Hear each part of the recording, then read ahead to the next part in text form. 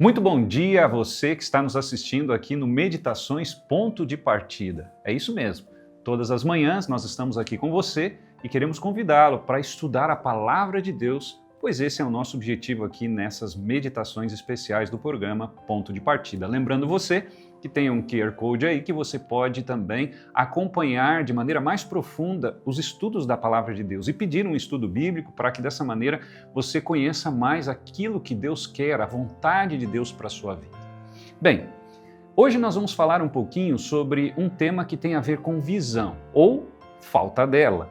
Na realidade, todos nós queremos ver o que vai acontecer em nossa vida. Todos nós temos a alegria de poder enxergar e poder identificar aquilo que estamos vendo.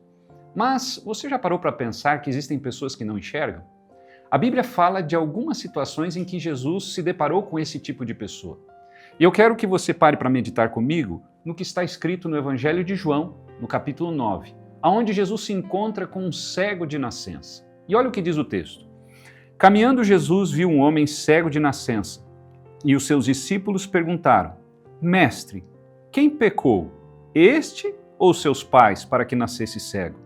Respondeu-lhe Jesus: Nem ele pecou, nem seus pais, mas foi para que se manifestem nele as obras de Deus.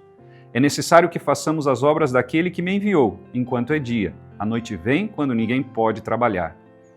Enquanto estou no mundo, sou a luz do mundo, disse Jesus. E o verso 6.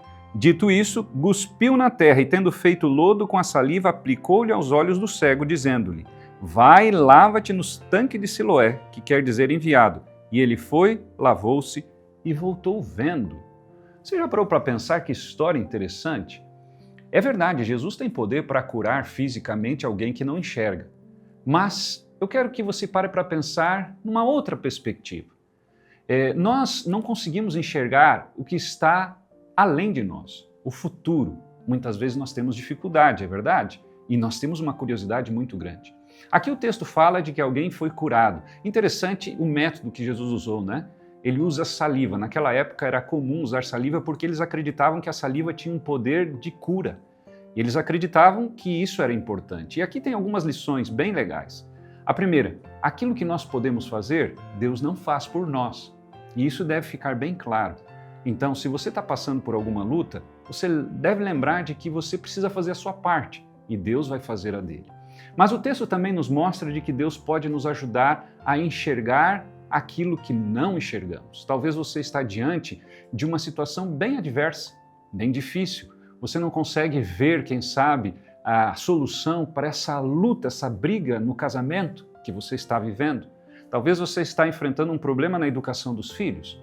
Talvez o seu problema seja, quem sabe, um problema financeiro, a falta dele ou a falta de um emprego.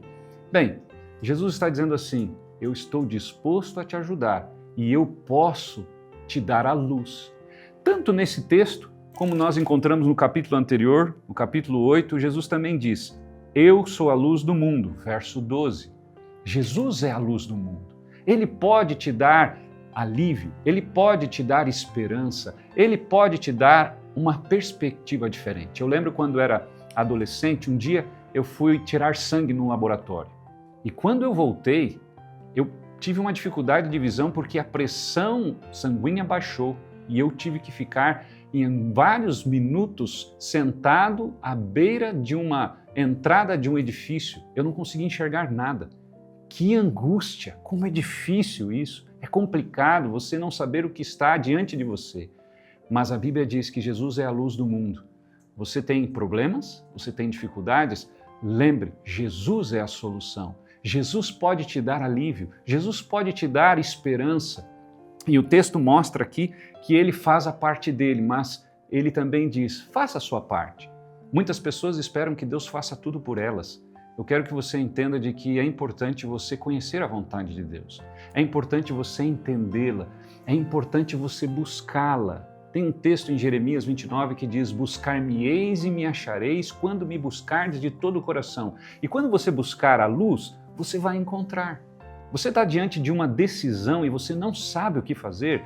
Deus está dizendo assim: vinde a mim, todos os que estáis cansados, sobrecarregados, e eu vou os aliviar. É isso que Deus está dizendo. Deus está convidando você a enxergar. Nesse momento nós encontramos a história do cego de nascença. E foi algo espetacular, porque foi uma cura física. Às vezes Deus proporciona essa cura física, às vezes não. Ele sabe o que é melhor para você. Porque dentro do grande conflito que existe entre o bem e o mal, o que mais importa para Deus é a nossa salvação, porque a Bíblia diz que Jesus vai voltar pela segunda vez. E nós encontramos, por exemplo, em Apocalipse 1,7 que diz: eis que vem com as nuvens e todo olho verá, até mesmo aqueles que hoje não enxergam.